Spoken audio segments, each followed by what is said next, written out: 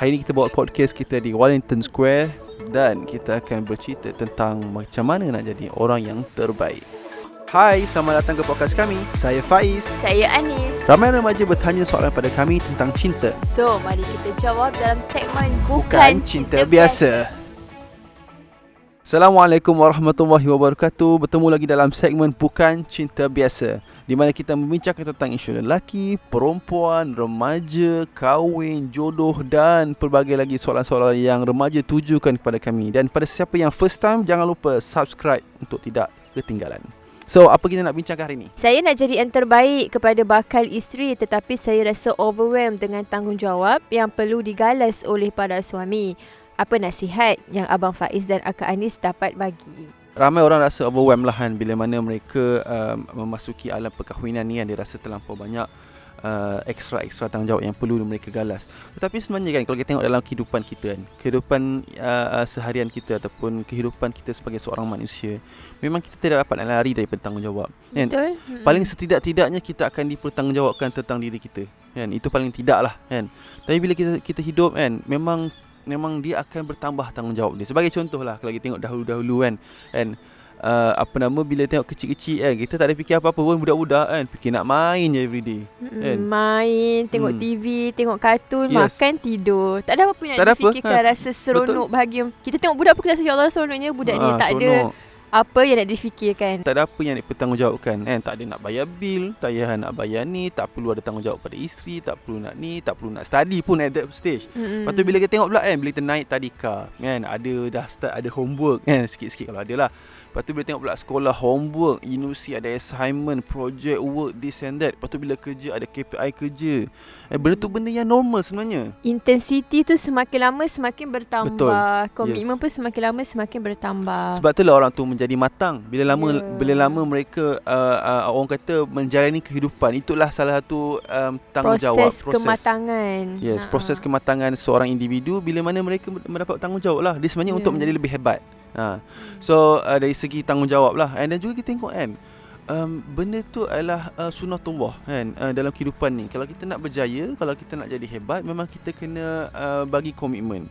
Kalau kita tengok businessman yang sekarang, orang yang paling kaya di dunia sekarang kan, CEO ataupun founder of Amazon, Jeff, dan juga Tesla, Elon Musk dan sebagainya. Mereka ni sebenarnya banyak, kalau kita tengok kisah dia orang kan, kita ambil lah inspirasi sikit daripada kisah dia orang. Banyak pengalaman-pengalaman dia orang kan, mereka melalui kesusaran kan. Sudah tentulah kehidupan seharian dia tu bukannya yang hidup senang lenang, yang selesa. Kita ramai nak selesa, nak senang lenang kan. Mestilah kehidupan yang dilalui itu penuh dengan dia sentiasa berfikir. Sentiasa berfikir, keluar daripada comfort zone. Komitmen semakin bertambah untuk menjadi seorang yang hebat.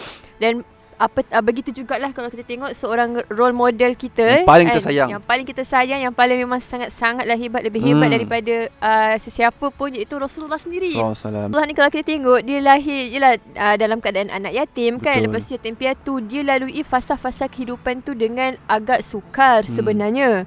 Tapi pengalaman-pengalaman yang sukar, benda-benda komitmen yang bertambah dia akhirnya menjadikan dia seorang yang sangat-sangat hebat. Cuba bayangkan, daripada tiada apa-apa sehinggalah dia menjadi businessman yang sangat berjaya. Pada usia yang dia muda. Start buat bisnes pada bermula umur 12 tahun kan. Kemudian bila dah makin lama makin besar, dia menjadi seorang yang sangat hebat. Dia dah ada sistem yang perniagaan itu dah bersistem, dah ada penolong yang sangat ramai di bawah dia. Dan di mana kalau korang tak tahu, ataupun mungkin ada yang dah tahu, mahar yang diberikan kepada Sayyidatina Khadijah punyalah banyak. Tahu apa dia? Kambing. Bukan kambing, unta. Ya, 20 ekor unta. 20 ekor. Kita tengok adalah 20 je. Okey. Cerita harga berapa? Kita try calculate 20 ekor unta. Kalau kita tengok harga unta sekarang, seekor unta RM8,000 Malaysia. RM8,000 Malaysia, yes. Okey, kalau grade A boleh mencapai sehingga RM10,000. Okey, tapi tak apalah, kita ambillah RM8,000. 8 darab 20. RM8,000 darab 20 ekor unta, RM160,000 Malaysia. Mahar yang diberikan oleh Rasulullah kepada Sayyidatina Khadijah. Hebat tak hebat? Bukan biasa-biasa. Bukan biasa-biasa, bukan cinta biasa. So siapa yang compare spend di hantaran hantaran mahal tu. kan. Contohlah Rasulullah ni, bukan kita ikutlah kemampuan kita, tapi nak kata Rasulullah dia punya usaha tu Masya Allah sangat-sangat menakjubkan. Dia dah ketua keluarga, dia lah ketua negara, ketua agama, dia menyelesaikan masalah kan, ketua masyarakat. Dia menyelesaikan segala masalah-masalah manusia lain kan, kawan-kawan lain, sahabat-sahabat lain. Bukan untuk diri dia sahaja kan. Betul. Bukan untuk diri dia sahaja, bukan untuk keluarganya saja, tapi dia menyelesaikan banyak sangat masalah masyarakat, masalah negara, masalah rakyat. Sebenarnya memang kena bersyukur. Memang kena rasa sebenarnya bagus bila kita ada tanggungjawab yang banyak. Betul. Sebab sebenarnya kan, kalau kita tengok bila kita nak jadi orang yang hebat, kita memang kena ada training. Kita kena ada practice. Kena practice. So kalau kita nak jadi hebat dalam sukan, kalau hebat dalam bola, kita kena training. Kita selalu main. Lagi banyak kita main, lagi banyak kita training dengan proper, and lagi banyak pengalaman yang kita ada, lagi hebatlah kita. Sama juga dalam kehidupan ni. Kehidupan ni pun perlu di training kan. Ya, macam mana kita nak lead, macam mana kita. So dan dia berkait rapat dengan komitmen jugalah. Ya, betul. Jadi kan kalau kita tengok kan, pernah tak jumpa lah, kita tengok ada satu keluarga ni kan, kadang-kadang suami nasihatkan isteri dan anak-anak, tapi isteri dan anak tak nak dengar pun. Betul. Tak nak dengar. Sebab mungkin ada masalah skill di situ, tidak mampu lead kan, tidak kurang boleh untuk nak lead isteri dan anak-anak untuk mendengar kata-katanya. Begitu juga isteri si ibu nak berkomunikasi dengan suami dan juga nak bagi anak tu dengar cakap, anak tu tak nak dengar cakap si ibu. So bila kita realise balik, mungkin kita yang kurang skill sebenarnya. Betul. Kita tak train diri kita semasa kita remaja-remaja macam ni lah. Macam ni lah. Zaman-zaman kita remaja, student kan, kita banyak masa lapang, tapi kita tidak mempersiapkan diri kita dengan soft skill ni.